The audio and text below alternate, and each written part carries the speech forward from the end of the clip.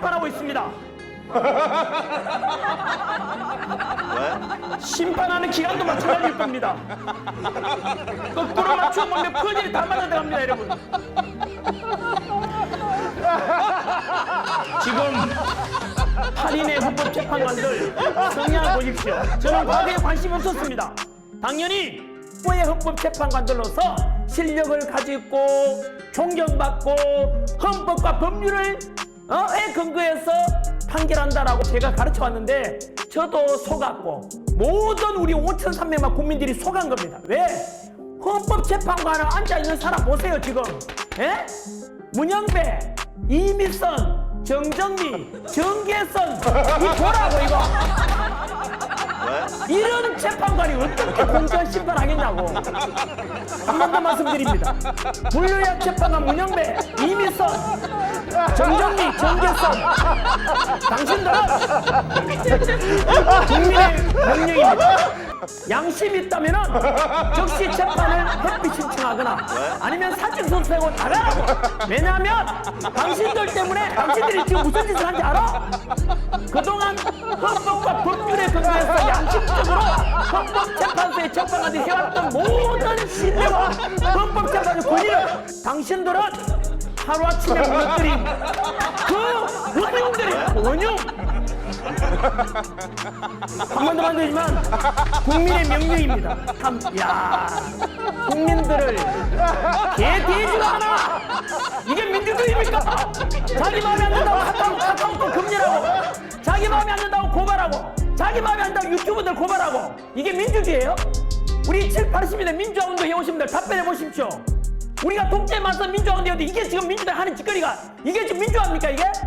입틀막 국민들한테 표현의 자를 막는 게 이게 민주화예요? 답변해 보시라고요. 더불어민주당이 아니라 더불어고발당 이름 바꾸세요. 더불어독재당이잖아. 그 다음으로는 이번에 아까 말씀드린 대로 부산 집회가 역사를 바꾸는 하나의 획을 그었다면 이번 주에 있을 대구 동대구역에서 보이죠. 그 속에서 이승만 대통령, 박정희 대통령 지나면서 국민들이 똘똘 뭉쳐서 잘 살아보자 이렇게 해서 결국은 자유 대한민국을 지켜야 되었고, 그 덕분에 북한보다 좀 우리나라가 여러분 GDP가 몇 배 높은지 아세요? 북한보다 30배가 많고 수출액은 900배가 많습니다. 김일성을 선택한 공산국가와 이승만과 우리 박정희 선택한 대한민국의 차이가 이렇게 명확하게 차이가 나고, 대한민국이 왜냐하면 올바른 길로 가니까 그 가지 못하게 하는 사람들이 결국은 공격하는 거 아닙니까? 성경수 대교로 교회 영상을 많은 교계 지도자들분들도 얘기를 마치면서요, 존경하는 우리 세계교회 성도 여러분, 아마 이 얘기는 여러분한테 필요 없을 얘기일 수도 있을 것 같습니다. 어제 부산역에서 보인 여러분들을 보면서.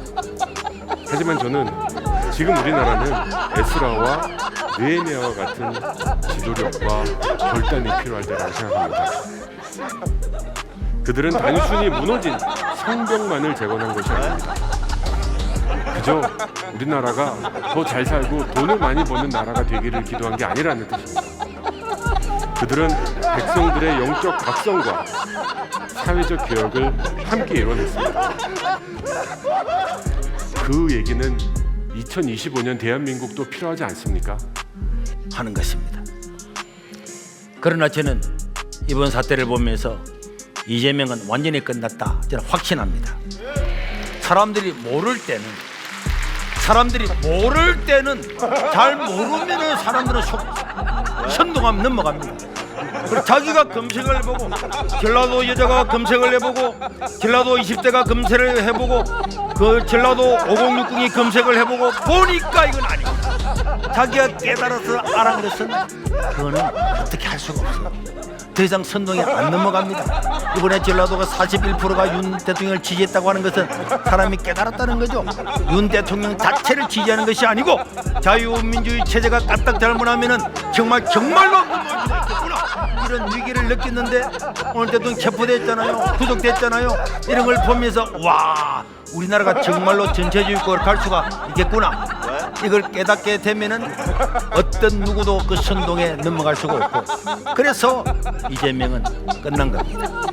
여느 시위하는 데 가보세요. 다 젊은 사람들이 많이 있잖아요.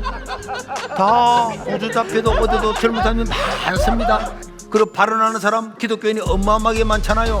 그래서 저는 이재명이 이번에 끝나고 나면은 앞으로 30년은 이런 사단들이 절대로 발붙이지 못할 거다. 왜? 여러분 20대, 30대가 50대, 60대 될 때까지 절대로 이런 나라를 다시는 만들 수 없고 이런 선동에 넘어가지를 않을 겁니다. 그래서 제가 어제 저녁에 이재명은 끝났다 하는 구호를 만들었어요.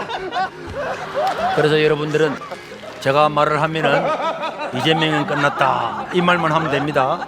이재명 끝났다고 저를 고발한 놈이 있는데, 그런데 여러분들이 이제 다 잡혀갈 수도 있지만은 한번 해보세요. 자, 한번 띄워보세요. 한번 띄워봐봐요. 공공기관의 동성애자 30% 채용한다는 이재명은 끝이다. 지지율 28% 이재명은 끝이다. 내란죄라고 선동하더니 내란죄는 빼라고 이재명은 끝이다. 엄마도 안 보는 카톡을 네가 왜 봐? 이재명은 끝이다. 대통령은 조사받겠다는데도 체포하고 자기는 재판도 조퇴하고 이재명은 끝이다. 사법부의 사조적을 이게 알게 되었으니 이재명은 끝이다. 중국에는 쇄신하겠다고 말하지만은 이재명은 끝이다. 호남에서도 윤 대통령 지지율 41%, 이재명은 끝이다.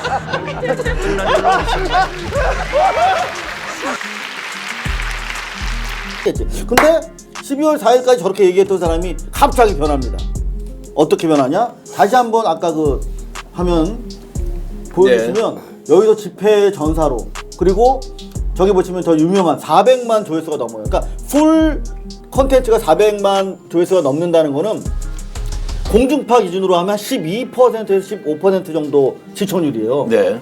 웬만한 사람들이 다 한 번쯤은 봤을 만한 콘텐츠가 되는 거예요. 400만이 넘는 거예요. 네.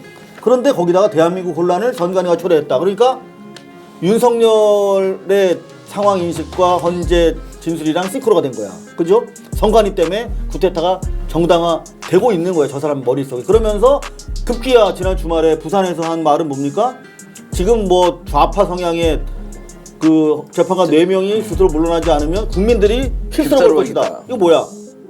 서부지원 사태와 같은 폭동을 선동하고 있는 거예요. 이거는 명백한 문제가 되는 발언이죠. 여태까지의 그냥 자기 상황인식과 달리 저거는 명백한 내란 선동이 되기 때문에 이제 저기 본격적인 문제가 되고, 이 시점에 이제 민주당에서 구글에다가 일단 고발했고 반복되면 이제 실제로 의법 조치에 들어가겠다고 한 상황이에요. 근데 왜 그랬을까? 좀 더 주변을 파봤어요. 그랬더니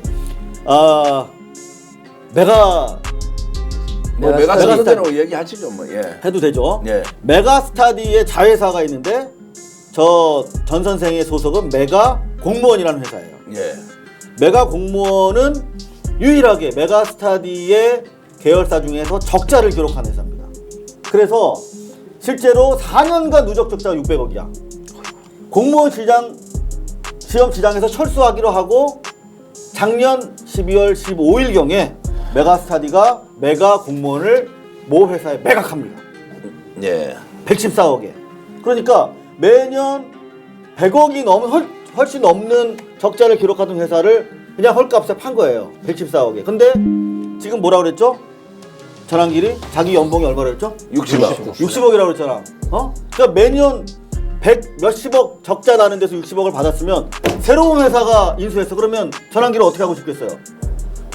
대폭 연봉을 깎거나 정리하고 싶겠죠. 근데 전환길은 자기가 정리되면 안 될 어떤 사람이어야만 해. 이를테면 자기가 이렇게 정치적 발언을 해야 새로운 회사에서 적어도 이 정권이 유지되거나 국임당이 힘쓰는 한은 못 자르겠지. 그런 자기의 사내 정치적 의도로 자기 몸값을 유지하거나 연명하기 위한 차원에서 제가 봤을 때는